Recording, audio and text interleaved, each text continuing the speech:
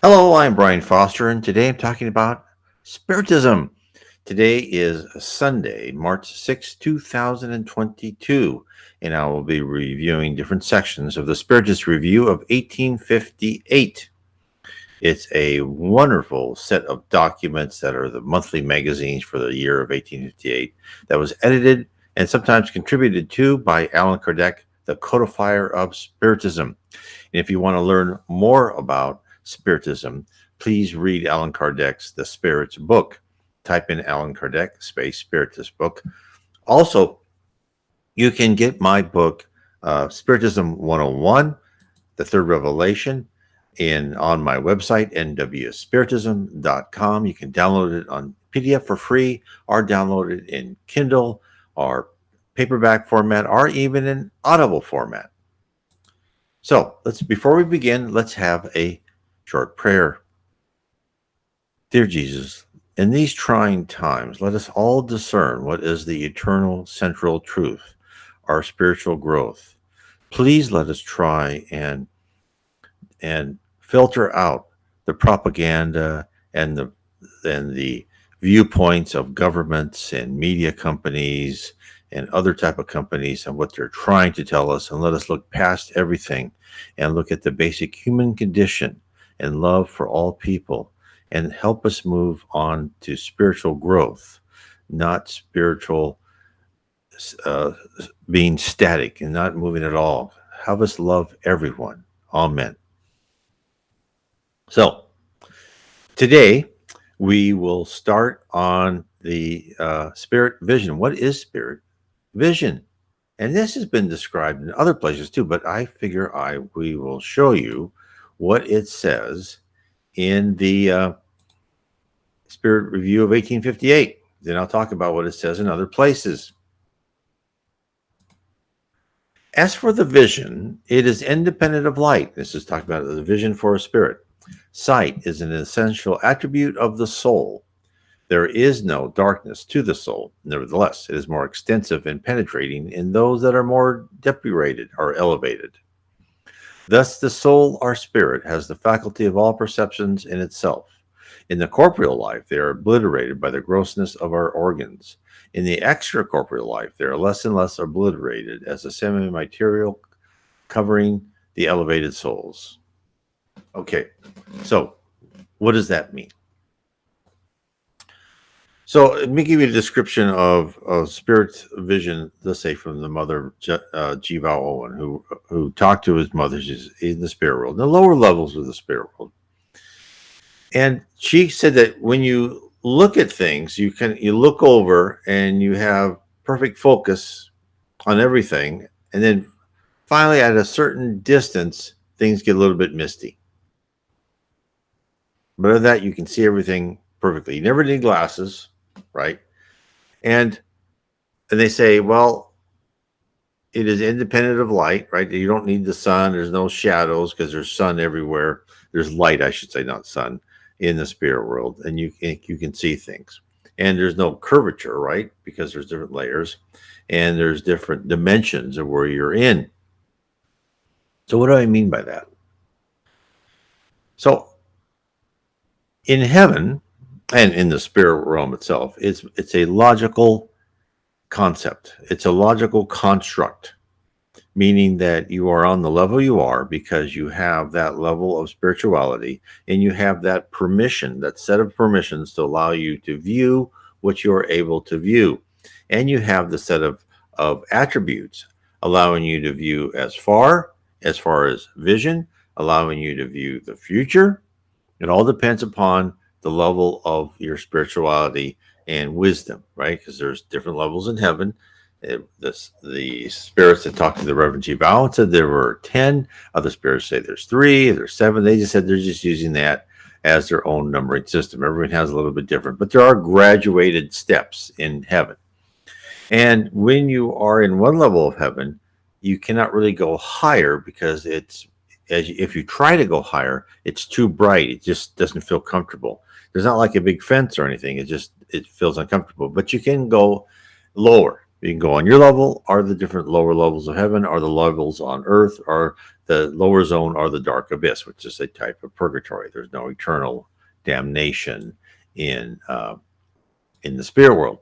So you should look at this site, right? Because you are this spirit, and you have what you are, this logical combination.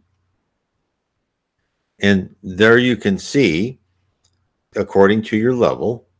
So look at yourself as if you are a smartphone.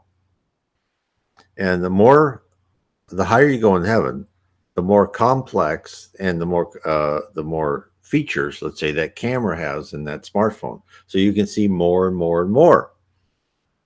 And really what you're seeing in heaven is you're seeing the interpretation of the data that is around you. That's why you see everything in focus. Because it's all data. Remember, everything is it's like you're this piece of logic swimming through data, and yet you can automatically interpret the data as what it should represent: a flower, a house, a tree, another person, another spirit, what they look like. It's like you've got these VR glasses, right, on virtual reality, and you're walking along into this virtual reality, and you're seeing what is allowed to you by the game that you are playing. And that is with your sight. You're seeing what you can see. You're seeing at the level of what you're allowed to do. And therefore, the lower levels, the spirits who are not in heaven, they're in the lower levels or below, their sight doesn't expand very far. And of course, we on Earth, we have our sight being filtered through our physical eyes, which is poor indeed, right? Your sight's so much better. Your sight, your smell, your hearing, everything is just up, exponentially better in the spirit world. You're much more powerful. So I'll carry on. Taken from the environment, that covering varies according to the nature of the globes. Moving from one world to the next, spirits change covering as we change clothes from winter to summer and from pole to the equator. Okay, so now they're talking about as on different dimensions, different physical dimensions, different spiritual dimensions. When the more elevated spirits come to visit us, they take by covering the terrestrial perispirit, and since their perceptions are similar to ours, common spirits. But all of them, the inferior as the inferior ones, do not feel nor hear all but what they want to feel or hear. Without sensitive organs, they can activate or void their perceptions at will. There is only one thing that they are obliged to hear: the advice of good spirits. So again, it's what you focus at. Everything in the spirit world, it's a subjective world, which a lot of people would love here, right? In this world, it's objective, meaning the wall is the wall. Your left hand is your left hand, your right hand is your right hand, and you can't say, no, I want them reversed. No, sorry. They are what they are. You can't, just because you feel something doesn't mean that you can change it. But in the spirit world, you can. Now, this is easier for higher spirits because the more lower spirit you are, and you're with by the law of affinity with spirits like you will be influenced by their perception. So if you're in this nice beautiful city and they see this nice beautiful city and nice in buildings, and you go in the buildings, you go into people's houses, and everything's wonderful, and yet you think everything looks a different color, it will still be the color everyone else thinks, unless you really have the focus and will to change the color. And they go, why are you changing that color? Right? You can do that by your mind, but they'll ask, why are you changing the color that I picked? You go, oh, I'm sorry. Right? So, but you're only going to affect the area close around you because there's so much more of thinking and thoughts that have created this environment. That's why when you go into the higher spiritual sites, you create your own house, you create your own mansion, your palace, whatever you want, you can create. You'll have to learn how to do that. You'll go through classes, just like the Mother Reverend Jiva Owen did, classes of how to create with your mind, and you'll be members of groups and so forth. Their vision is always active, but they may become mutually invisible to one another. According to the position, they can hide from those who are their inferiors, but not from those who are their superiors. So again, this is backed up by not only other spirit literature, but by near-death experiences. Is the higher the spirit, is the more etheric they are. The more is what they are. Is they are a higher ratio of energy to matter. The lower the spirit is a lower ratio of energy to matter. Of course, here on our physical world, we are a huge ratio of matter to energy. And so there are spirits all around us. Now, some people have this capability, but most of us do not. We cannot see them because they're transparent to us. But some people can see them, and they can see us. Now, when a high spirit comes down into a lower position, the spirits on that level, even if it's a level in heaven, may not see that higher spirit unless that higher spirit concentrates and makes themselves more dense. Then they can see that spirit. And of course, that happens a lot when people pass over to heavens. And their family members come and say, "Oh, you're finally here. We love you." And they don't see them because they're still materially tied to earth. And they don't have the spiritual elevation to see the people are trying to see them. That's why someone will say, "Well, where's all my family?" Well, they've tried to talk to you and you don't notice them, and you don't hear them, and you don't see them because you're not raising your mind and you're not letting love in your heart. And because you're still thinking of what's happening back on earth. Then, I'll carry on. Then, just after death, their vision is always confused and perturbed. It becomes clear as the spirit detaches and can achieve the same clearness as during life, irrespective of its penetration through the bodies that are opaque to us. As for its extension through infinite space towards the past as the future, depends on the degree of purity and elevation of the soul. So again, this is a tough concept, and this concept is when you see things, you see the trajectory of that object. If you're looking at a table, you see it as on Earth. Let's say you see it as wood being made, the table, and then you see it degrading, and you see that length of time. As well as looking at a person, you'll see their past, their present, and a little bit into the future, depending on the level of what you are. And to us, when we sleep, and then we'll get to this later, what sleep is, but think about this, is when we sleep, we are in this world where you see time, right? There's no time, but you'll see the different states of an object. And your brain goes, what? And when you're back in your physical body, you're trying to interpret this, and you don't know how to interpret it. It's very confusing. That's why your memories are fuzzy, and you're not seeing the right thing because you're seeing something so fantastic. And again, the higher someone like Jesus can look at one of us and go, "Oh yeah, I know what you were in your past lives, and I know what you're going to be. Most probably you have free will, but I can see the probability of what's going to happen to you in the future." And in fact, which was interesting, one time when my wife and I got messages from the spirit world, it was said that, first of all, I've told this before, that, we were at this spirit meeting, and it said, yes, you failed multiple times in the past. But then it said, by the order of our Father. And so we were given to be on earth to help Spiritism, not that I'm doing much. And they said, you're just going to plant seeds. But they said it twice, by the order of your Father, which said to me is that the other spirits who knew me, of what a failure I've been in the past, and every time I've been on earth, I've wanted money and power, right? That it goes, well, okay, you can do it, but we don't think you're going to succeed, right? It's just like a middle manager trying to do a project where I've been in a situation, and then the CEO says, well, add so-and-so to your team. Yeah, but why do I need to add that person to my team? That's not going to help me. In fact, it's probably make the project fail. And it's probably how they felt about me, because I was, they've told me everything I've done wrong in the past. I failed over and over again in previous lives. And yet they said, by the order of the Father, they said it twice.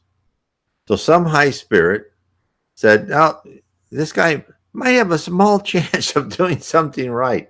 And I still don't know if I'm doing something right, but it just shows you. I think that's is an example of the differences of when a high spirit can see what may happen versus a lower spirit. Not a low spirit as, spirit in the lower zone, but still a spirit in heaven, but not as high as someone further up in heaven. So I think I'm an example of that. And the other example is just what spirits look like, right? When we say you can't see them or not, is people with NDEs will say, oh, I saw an angel and I saw like a fuzzy face, but everything else is bright. Well, that's because higher spirits, they reflect the love of God. So they don't emanate brightness, they reflect it. And then let's say a more normal person, a more normal elevation would just see a lot of light reflecting and they can barely make out the outline. And they'll say, well, that's an angel. And to them, it's a higher spirit. Fine, it's an angel. But if you were at the same level of the spirit you saw with this angel-like form, if you were on that same level, they would look like a regular person, because your eyes would be used to that light reflecting. Some will say that such a theory is not very reassuring. We thought that once detached from the gross covering, instrument of our pains, we would no longer suffer. Here you're telling us that we still suffer. Either way, we will not be less suffering. Pity on us. Of course, they're saying they're suffering because they may not see as well as other people. Now they're going to talk about suffering. So, do spirits suffer?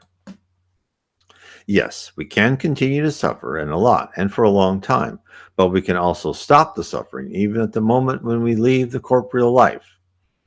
The earthly sufferings are sometimes independent of us, however, are consequence of our free will.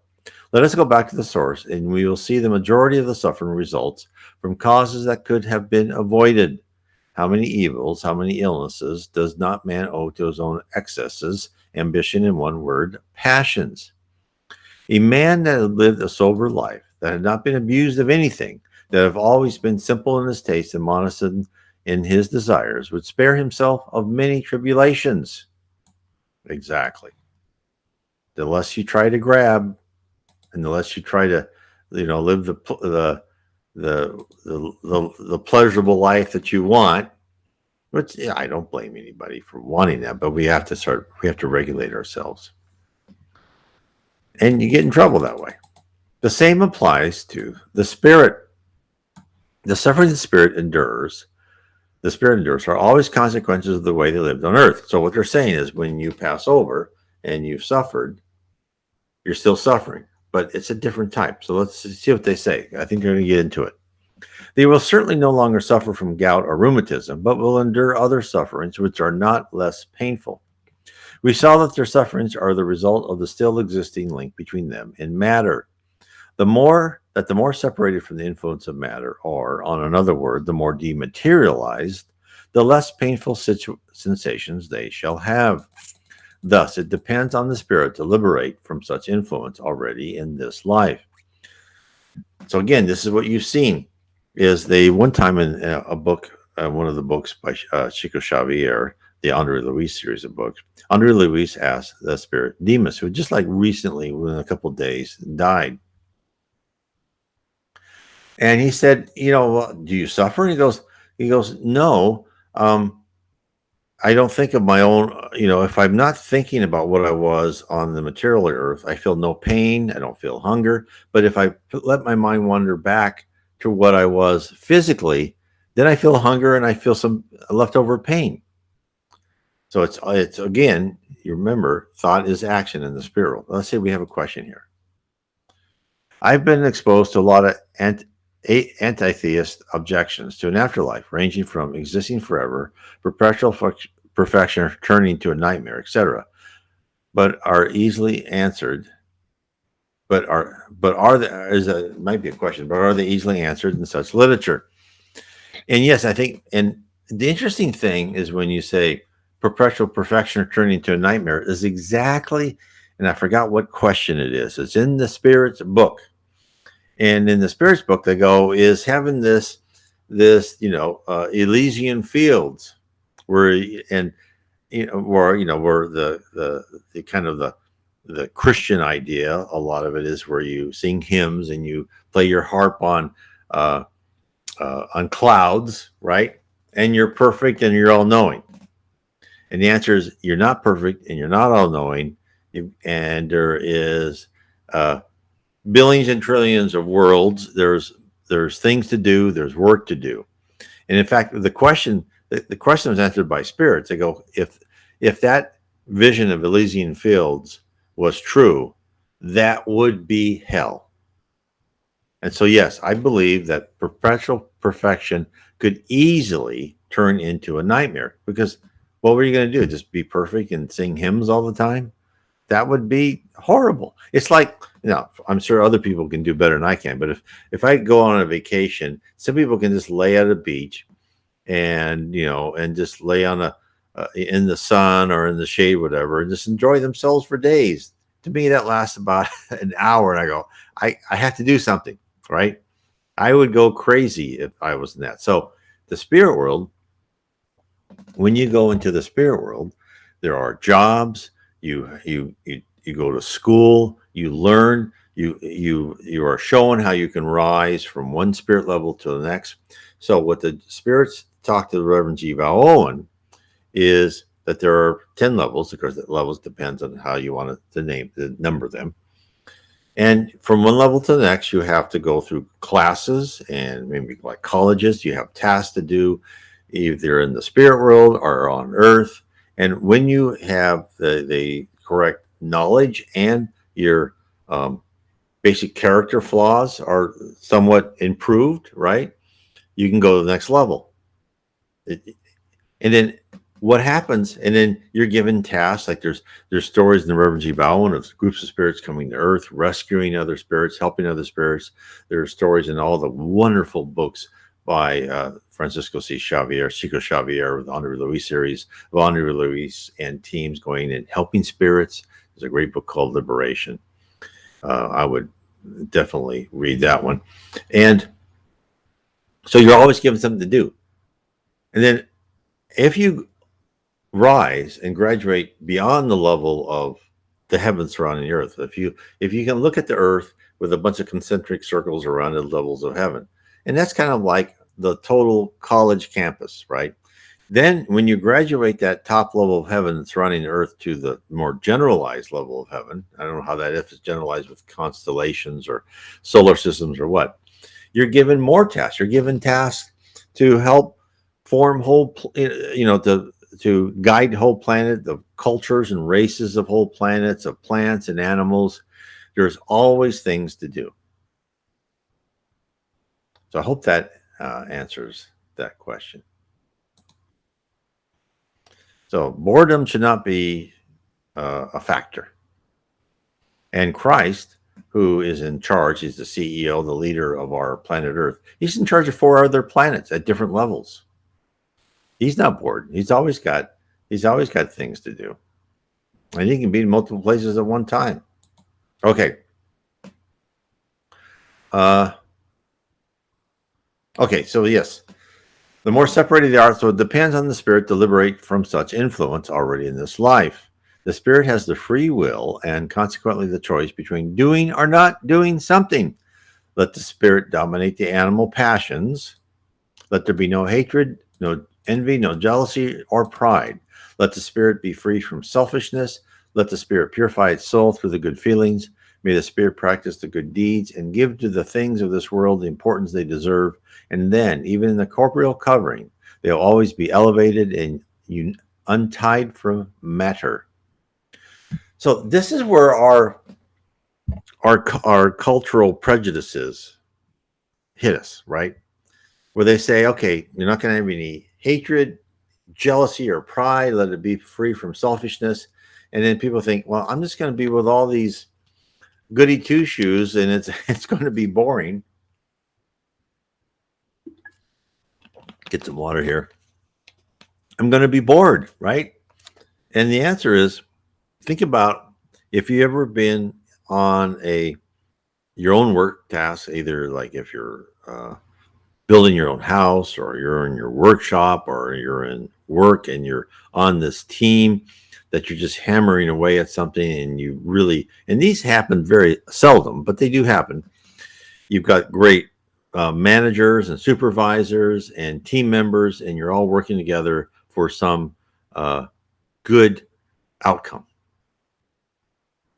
Aren't those some of the best times you've had? Do you, at that time, do you miss going out to eat or to social events? No, you like what you're doing. You're like working towards something. You're working as a group towards something. That is very exciting and comforting and satisfying. And that's what you get in the spirit world. Is the higher you go, you get that sense of service, that joy of service. And as you get higher and higher, you have more and more responsibilities. And you're helping more and more people, and you get more and more of that joy. And you don't have to work if you don't want, right? I'm not saying that you're going to be, say, oh, you have to do this. No, you can volunteer. You don't have to do anything. You can sit around, but you will get bored at some point in time, and you'll want to, and you're not going to be able to elevate yourself until you learn and you start working, right? And the spirit world will show you these higher places. Say, look, this is what life's like up there. And you go, oh, I want that, so I'm going to work for it. You'll start motivating yourselves. And so, again, when spirits first pass over and they're still tied to the material world, they feel the things of the material world. It's like an alcoholic. When they pass over, they don't have the physical addiction anymore. That's gone. But they have the mental addiction. They'll still want to go if they don't rise to heaven. Usually they don't, unfortunately, because they're tied to earth and their addiction. They'll go to bars and they'll be next to people who do drink, physical people who drink. And so they'll feel that feeling of alcohol in their system. And same thing goes with drug addicts and other addicts. But carry on. On leaving such a material covering, spirit will no longer suffer its influence. The physical sufferings that he may have experimented with will not leave a painful memory. There will remain no unpleasant impression because those would have affected the body, not the spirit.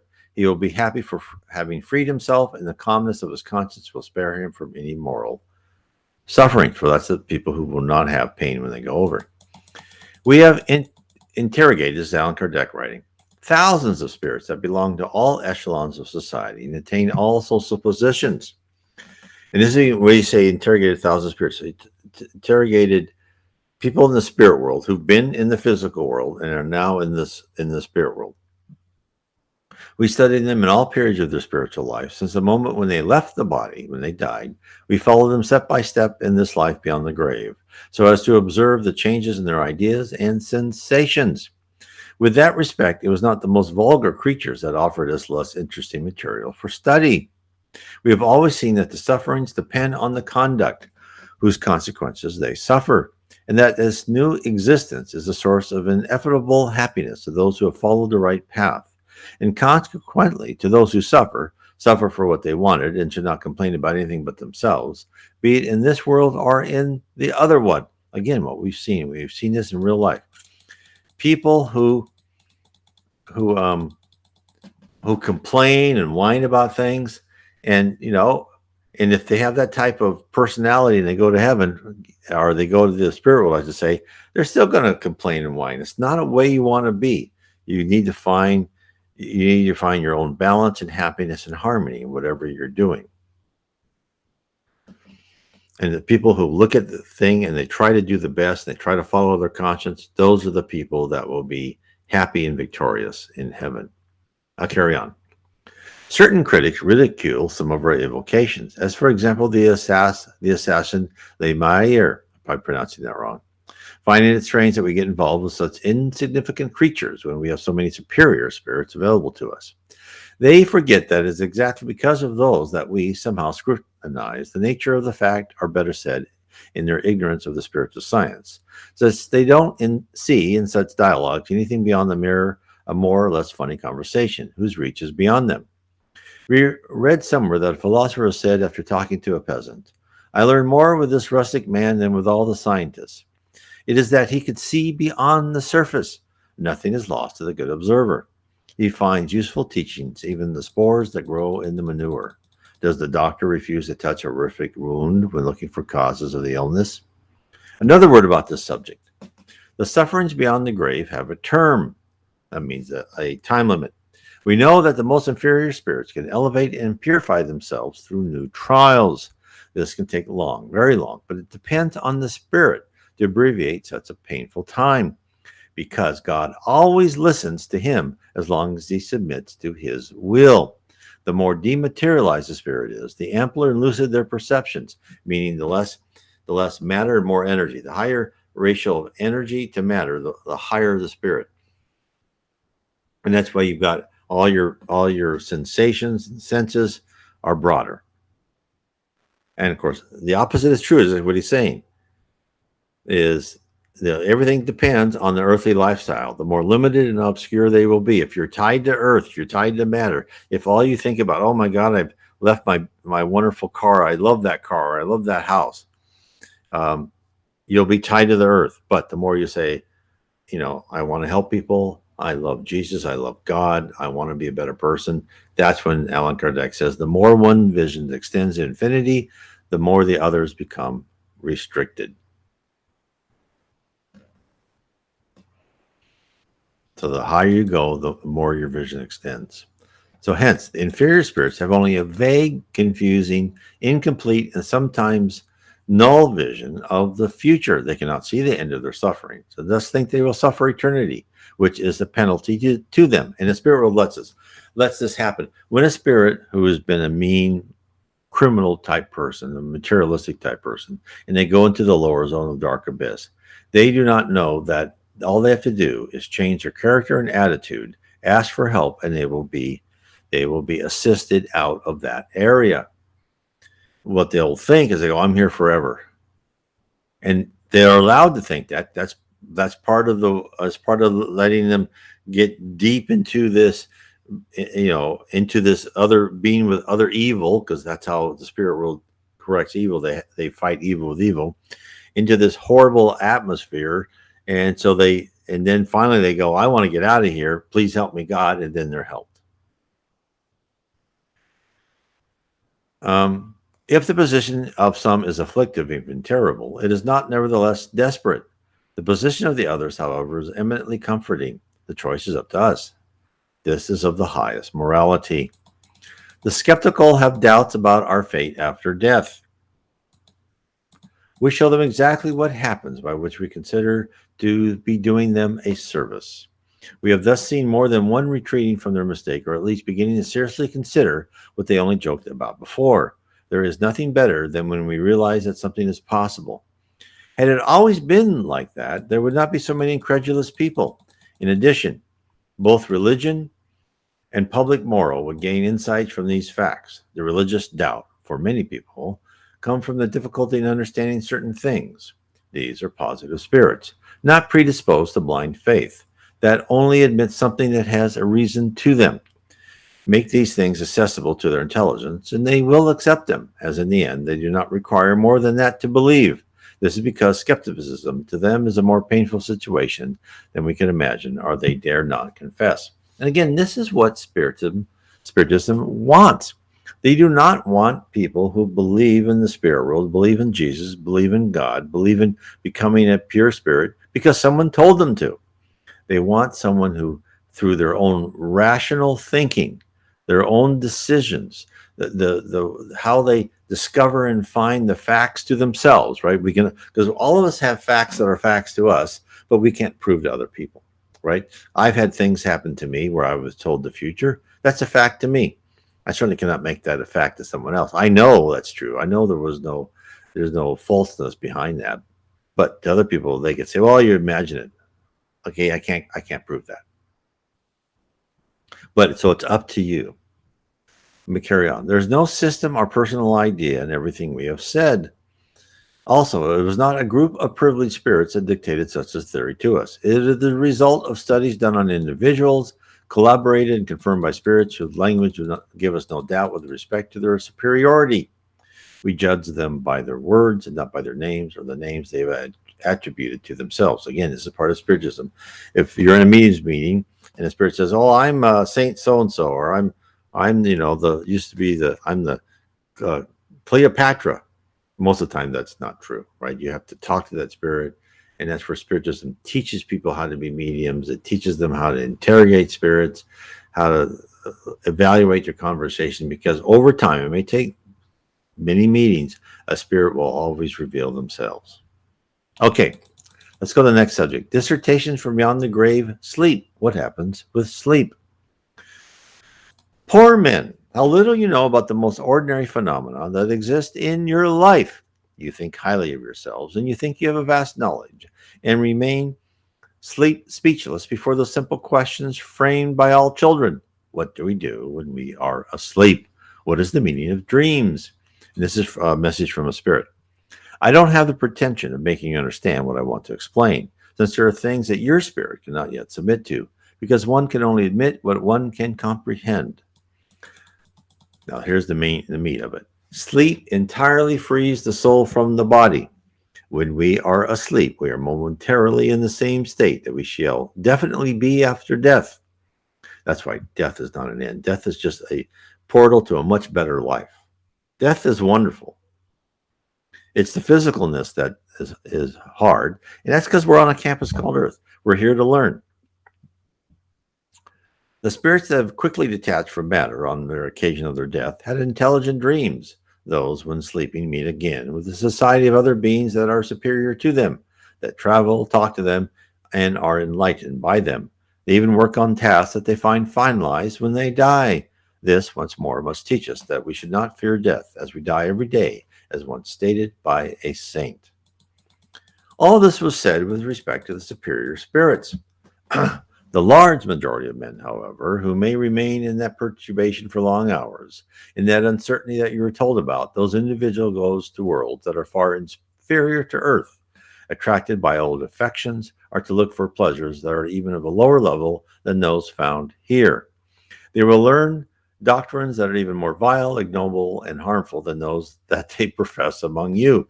Let me stop there for a second. So, this is why, if people want to interpret their dreams, understand what their dreams mean, that's why you need to write down your dreams, because you go to these places, you don't know how to interpret these.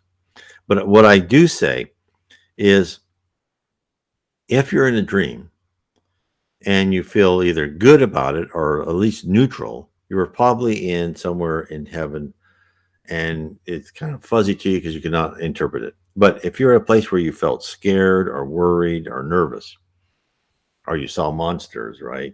You're probably in the lower zone or the dark abyss. You're in the more darker areas. So, let me give you an idea of one of my really mundane dreams, right?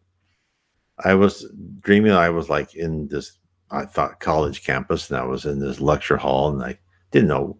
I thought, why am I here? I don't know what the heck they're saying. Then I go across and I go to another class, right? And I go, I don't know what they're saying. And I talk to a medium. They go, oh yeah. That means you're in the spirit world. You were actually taking classes. You don't have memories of it, but you're actually in some level of heaven, either listening to lectures or something like that. So a lot of times the most mundane dreams can tell you a lot. Okay, what establishes the sympathy on earth is nothing else but the fact that we feel attracted by the heart as we wake up to those whom we had just spent 8 or 9 hours of pleasure or our happiness. What also establishes their irresistible antipathy is that deep there in the heart, we know that those creatures have a different conscience with respect to us. Hence, we know them not having ever setting our eyes on them. It is this that also explains the indifference, since we don't seek to make friends when we know that we have others that love us and wish us well. In one word, the sleep influences your lives more than you think. Now, I skipped over something I want to explain a bit. Individuals go to worlds that are inferior to Earth. So if you are a spirit and your friends were still on this old planet, and yet this planet is light years away. I mean, how do you get there? Well, the fact is, remember, in the spirit world, the speed of light is not the speed limit. You go at the speed of thought. So you could transport yourself to all other worlds in your sleep. Okay, we have a question. I have a dreamless sleep. Does that mean that my spirit does not travel my body when I sleep? I do believe that it's not certain. It may be that you travel in the spirit world and for some reason you do not remember it. So I would say you would need to meditate and pray and ask to remember what happens in your sleep, because you do travel out of your body when you sleep. But you're not, for some reason, you have no memory of it, or you're not allowed to have memory of it. So everyone, you don't have to travel out of your body. Maybe that is something you don't do. It's hard for me to know that for sure.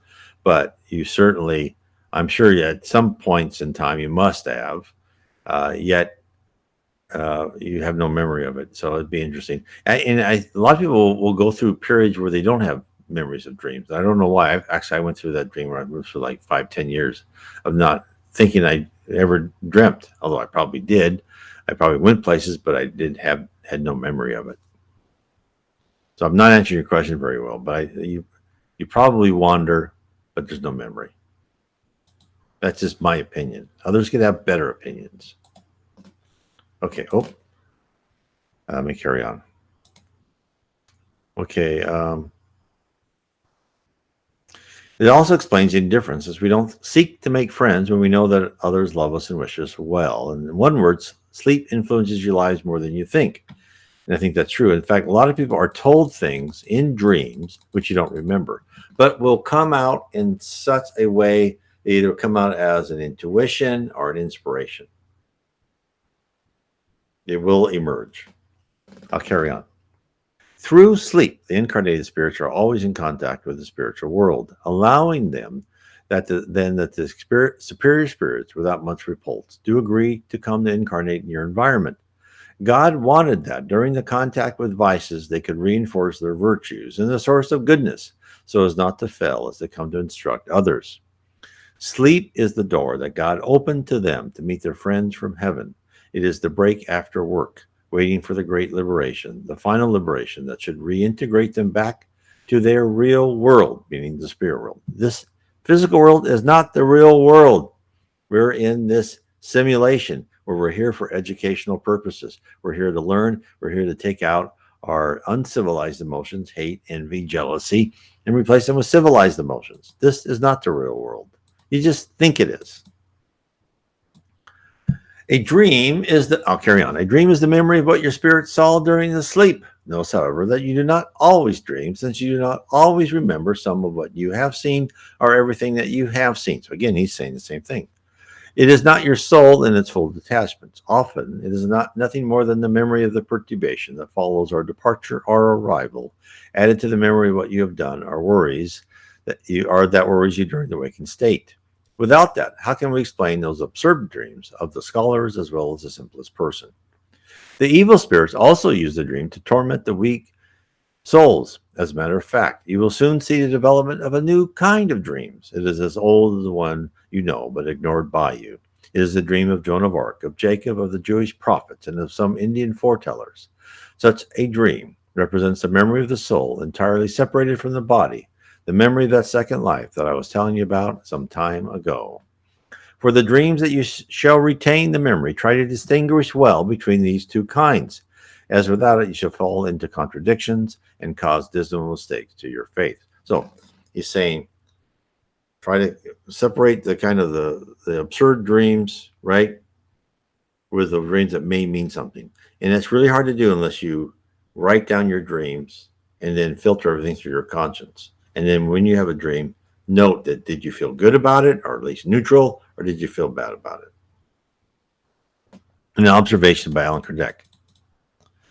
When required to provide his name, the spirit who dictated the communication answered, "What for? Do you think it is that it is only the spirits of your great men that can come to tell you good things, then all of those that you don't know and you don't have a name in your world are worthless. Know that many just use a name to satisfy you. Of course, that is absolutely true. They just use a name just to satisfy us. Okay. So, again, the Spirit Review of 1878 gives us 1858, I should say, gives us so much information, and it's so exciting. And so, if you really want to start learning about Spiritism and get to the headwaters, you can type in Allan Kardec space PDF, and then you can read the Spirit's book for free. You can also find it on Amazon. You can click on the picture of Allan Kardec on my website, nwspiritism.com, and it'll take you to the FEB bookstore. You can order your book there. It's actually, I think it's cheaper than Amazon.com. But I guess you can find it free on PDF, like I said. I also have it on my blog, nwspiritism.com, in MP3 and in Audible format, which you can download. In Audible format, it's 2 files, and those are formats you can do in your audio player, and you can save where you were at, and so on and so forth. Again, and then on my YouTube channel that you're listening to now, you can go to the playlist section and go to the Spirits book. And in the Spirits book playlist section, you'll have every chapter I will read every chapter of the Spirits book. So you can listen to it by that way also. So there's different ways. Also on my Spotify channel, you'll have to look for it. I'm not allowed playlist on there, but you can go through and find out. I list the chapters that I read on the Spirits book. Of course, if you'd like to learn more about Spiritism, the spirit universe that I was describing about, it is a logical, constructive, and objective universe. Thought is action. You rise as a spirit. What is the spirit? What are your attributes as a spirit? To learn about these things, as I collate this from different meetings, different books by different Spiritist mediums that you can read, which is like the Spirit Realm. Spiritism revealed the reality of our existence. That kind of gives you an overview of everything that I have tried to figure out. And but if you want to dive deeper into the, what is heaven, I have a series of 3 books. Heaven and Below is book 1. The Spirits in the Spirit Universe is book 2. And How We Are Guided by Spirits is book 3. And I take a lot of this from the books by G. Val Owen, and then I expand on what the spirits have told him, and from other Spiritist literature. So anyway, I want to say thanks for everyone for joining me today. Tomorrow, Monday, again, I live stream, and it will be Q&A, questions and answers about Spiritism.